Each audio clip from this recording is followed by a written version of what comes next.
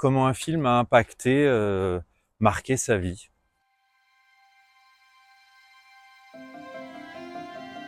Salut Kevin, comment vas-tu? Eh ben ça va mon cher Johan, et toi? Écoute, ça va bien, ouais, content d'être là avec toi ce soir parce que on va parler d'un sujet qui est important pour toi, je crois, et tu as lancé un projet autour du podcast et je voulais creuser avec toi. Donc la première question que je voulais te poser, c'est déjà c'est quoi le nom de ton podcast et c'est quoi le sujet du podcast? Le nom, ça s'appelle Action-Réaction. Et le sujet, on a le témoignage d'une personne qui va évoquer comment un film a impacté, marqué sa vie. Voilà, ça dure 20 minutes et pendant cet échange, on découvre l'intimité de la personne et son parcours de vie qui à un moment a pu basculer par rapport à un film. Ça parle de cinéma, mais aussi de portraits et on est très sur l'émotion, sur les gens.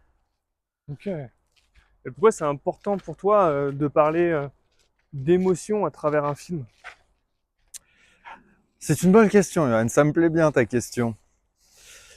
Je participe à pas mal de festivals, je suis allé très régulièrement à la Cinémathèque et souvent tu as des interviews à la fin. Et j'ai toujours trouvé ça chiant à mourir, soit très scolaire ou très élitiste par rapport au cinéma. Et on est quand même sur de l'art. L'art, c'est quand même susciter des émotions chez des gens. Et on passe dans la jungle, c'est susciter des émotions. Donc, je trouve intéressant de parler, voilà, comment un film provoque des émotions chez nous, que ça soit dans la joie, la colère, le rire, la nostalgie. Voilà, il y a des transferts par rapport à notre vie. Et moi, j'avais envie de parler de ça, de voir comment ça peut être une source d'inspiration et ça permet de révoquer un film, de donner envie de le découvrir et d'être connecté aux émotions qui sont venues lorsqu'on l'a vu. Qu'est-ce que tu ressens quand tu vois ce film à ce moment-là? Une sensation de quelque chose d'évident pour moi qui m'a guidée encore aujourd'hui. Parce que je crois que il y a 5 épisodes qui sont sortis. Oui, il y a 5 épisodes qui sont déjà diffusés, donc la diffusion se fait tout cet été. Ça a démarré fin juin, ça se terminera fin août. Et on est déjà à 5 épisodes au total. Et donc est-ce que tu peux nous donner un exemple? L'exemple, je vais parler sur l'émotion, je vais parler du dernier épisode, Gwenaël Gueler, qui a choisi le film Le Cinquième Élément et qui nous parle particulièrement de Lilou. Lilou qui est complètement connecté au corporel et aux émotions. Et Gwenaël, quand elle a vu ce film-là, ce personnage lui parle beaucoup. Elle travaille dans les énergies. D'ailleurs, son activité s'appelle Sensiva Energia. Et il y a un lien avec un peu une personne liée dans l'énergie, surdouée aussi, parce que elle va apprendre à découvrir le monde à travers Internet, elle va regarder lettre par lettre jusqu'à arriver à la lettre W en anglais, hein, ce qui veut dire war. Et voilà, donc elle a été très touchée par le personnage de Lilou. Comment finalement un personnage peut avoir aussi un impact sur la vie et pourquoi pas inspirer parfois une activité. Toi, à ce moment-là, quand tu interviews les gens, qu'est-ce que ça te procure en termes d'émotions dans ton corps? Qu'est-ce qui fait que tu as envie de continuer ce podcast? Ben, je suis passionné, j'ai toujours été passionné un peu par les parcours de vie, la psychologie, les biographies. Et là, des personnes vont à un moment se livrer et dire, montrer un peu leur pudeur. C'est vrai que des fois, quand on a un film, que ce soit avec les proches, la famille, les amis, on n'ose pas toujours montrer que ça nous a touchés, on n'ose pas forcément pleurer, on retient, alors qu'il s'est passé quelque chose. Et je me rappelle surtout d'une des premières fois où j'ai pleuré au cinéma. Qui a une émotion ce jour-là à travers le film. Et voilà, les films, ça inspire pour moi les voyages, ça peut inspirer les rencontres, ça inspire plein de choses. Et c'est pas seulement j'ai bien aimé ou pas aimé le film, c'est ce film m'a touché, m'a impacté. Ok. Voilà, j'aurais pu le faire avec un livre, j'aurais pu demander quelle personne a impacté votre vie, quel livre. Mais moi, j'ai relié deux choses que j'aime particulièrement depuis que je suis ado, c'est le même enfant, c'est le cinéma et les parcours des gens. Les gens, le meilleur des livres qu'on peut lire, c'est dans les gens, c'est dans les parcours de vie, c'est dans les échanges. Donc moi j'aime ça. Donc voilà, ça a du sens pour moi d'allier ces deux sujets-là.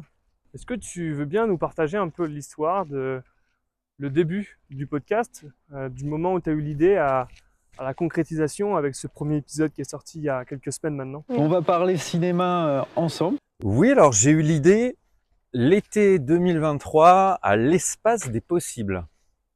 À l'espace des possibles, il faut imaginer un camping en bord de mer, c'est en Charente-Maritime. Et dans ce camping, la particularité, c'est qu'il y a des activités qui sont proposées sur la semaine. Il y a un fil rouge autour des activités culturelles et de bien-être. Et l'une des activités à laquelle j'ai participé, c'était créer son podcast avec Sandrine, qui est une ancienne journaliste à Radio France. Et en faisant ce podcast, il fallait trouver un sujet et la conjoncture. J'ai eu une vision de me dire, tiens, j'aimerais bien parler cinéma et demander à un moment à une personne est-ce qu'il y avait un film qui l'avait touché. Et première interview, c'est Rachel. Et Rachel me parle de Nikita. Et là, on passe 20 minutes ensemble, beaucoup d'émotions, de pleurs, de joie et tout. Et je me dis, il y a un truc à faire sur ce sujet. Donc j'ai interviewé 2-3 personnes, j'ai laissé de côté en y pensant très régulièrement. Et là, au mois d'avril de cette année, là, tu vois, quasiment presque 3 ans plus tard, un matin, je me lève, je me dis, c'est le moment. J'ai renouvelé mon statut d'intermittent, ce qui me permettait d'être un peu plus disponible dans ma tête, pour celles et ceux qui connaissent un peu la course au cachet. Et puis voilà, donc je me suis dit, allez, je vais interviewer 1-2 personnes et c'est parti. Donc et maintenant, il y a 12 épisodes d'enregistrés, une saison complète, et je la diffuse sur des plateformes cet été.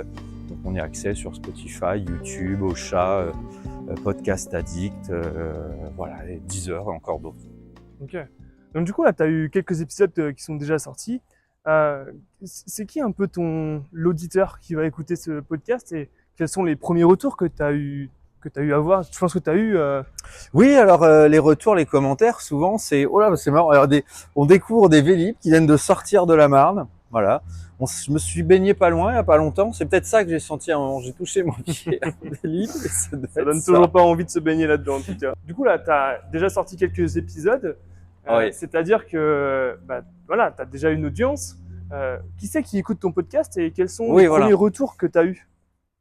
Alors le retour, les commentaires, je l'ai donc soit pour l'épisode, mais aussi sur Instagram, où je communique dessus. Et très souvent, les gens disent, tiens, c'est marrant ce film, moi, m'avait marqué aussi, et moi, si je devais choisir un film, ce serait ça. Donc les gens jouent le jeu et commentent. Donc ils vont dire, voilà, ça m'a beaucoup touché ton témoignage, et dire, moi, si j'avais dû choisir un film, ça aurait été celui-là. Donc ça, c'est déjà les retours. Et puis, écoute, il y a déjà eu là sur Ocha 138 écoutes, ce qui est chacun juge si c'est beaucoup ou pas beaucoup. Et pour moi, je m'attendais pas à déjà avoir autant d'écoutes sur 5 épisodes. Et puis voilà, je suis très content de le voir, le réaliser, d'avoir les retours des personnes, les likes, et des gens qui repartagent sur leur LinkedIn, qui repartagent sur leur Insta à chaque fois, et les proches écoutent, et forcément, du coup, ça fait une audimat. Et serait quoi un peu l'objectif final de ce podcast? Où est-ce que tu veux l'emmener? Écoute, je me suis pas forcément fixé d'objectif, mais une diffusion radio, c'est vrai que ça aurait du sens. De pouvoir le diffuser sur que les gens qui sont là un dimanche, je le diffuse le dimanche. Personnes qui sont là le dimanche écoutent ça, à la radio. Et puis à un moment, se disent, tiens, c'est vrai que ce film, j'aimerais bien le revoir, ou j'aimerais bien le découvrir. Ou alors se projeter, ah tiens, moi, il y a un film qui a marqué ma vie, c'est ça, et je vais le revoir ce week-end. Je ne peux même pas te dire le nombre de fois que je l'ai regardé en boucle, en boucle et en boucle. Ça me donne envie vraiment de faire une deuxième saison, troisième saison, et pourquoi pas passer à l'image, créer des partenariats, notamment avec le cinéma Le Méliès à Montreuil, un cinéma d'art et d'essai. Pour la partie estivale, ça me plairait beaucoup, puisque là, les épisodes se passent plutôt à l'extérieur. J'ai tourné à la fin du printemps, donc c'était surtout au moment du café, en terrasse, fin de matinée, milieu d'après-midi. Cet hiver, rendez-vous au cinéma Le Méliès à Montreuil. Le lieu est important pour le Oui. podcast? Ouais, c'est très bien ce que tu dis. Ouais, effectivement. Je trouve que c'est important d'avoir un lieu où on se sente bien, que ça soit un moment relâché, un peu d'intimité. Donc il y a une énergie qui est très intimiste, très conviviale. On est vraiment sur un temps d'échange, on se tutoie, on va être sur un moment cool, quoi. Donc, et puis le faire dans un lieu de cinéma, puisque c'est un sujet en lien avec le cinéma, ça aurait du sens. Donc j'aimerais beaucoup le faire au Méliès. Il y a un café-resto qui s'appelle le Comptoir du Méliès. Je salue Caroline d'ailleurs, si elle voit cette interview, et ce serait chouette de le faire là-bas. Les gens sortent du cinéma et hop, se disent tiens, je vais témoigner. On pourrait faire une édition spéciale avec des épisodes dédiés aux spectateurs du cinéma Le Méliès. Ouais, super. Voilà. Ah, bravo à l'Espagne hein, qui a gagné hier, puis bah la France gagnera dans 4 ans. Chez eux, hein, à Madrid. Allez la France, rendez-vous dans 4 ans, on viendra à Madrid en finale. Finalement, un dernier mot peut-être pour cette interview. Si j'écoute demain ton podcast, Ouais. avec quoi je vais repartir? Bah, ce que j'aimerais entendre, c'est une émotion. Personne me dit, bah, ça m'a touché, parcours de la personne, et ça m'a donné envie de voir le film, ou de le revoir si vous l'avez déjà vu. Et après, c'est de se dire, bah, j'aimerais témoigner. Moi, ça m'intéresserait parce que j'ai aussi l'idée d'un film, et c'est ça qui est cool. Ça sent bon. Alors au menu, on a du confit de canard et de la côte de bœuf ce soir. Ici, on salue la mascotte, parce qu'on a du côté des bords de Marne, celles et ceux qui connaissent, la guinguette, la mascotte. Voilà, monsieur Johan. Merci à toi, monsieur. Et on se dit du coup sur les plateformes. Oui, Au prochain plateforme. épisode. Donc, suivez Instagram, c'est Action Réaction Podcast. Vous allez sur Insta, vous vous abonnez, followez, suivez, voilà, faites la petite démarche. Et comme ça, vous verrez, chaque dimanche, il y a un épisode, il est accessible. Et après, il y a le lien directement dans la bio. Ça va vous emmener vers Ocha. Vous pouvez écouter après sur YouTube, Spotify, Deezer, Amazon Prime, Addict, Podcast Addict, tout ça. Donc, bah, suivez, puis écoutez.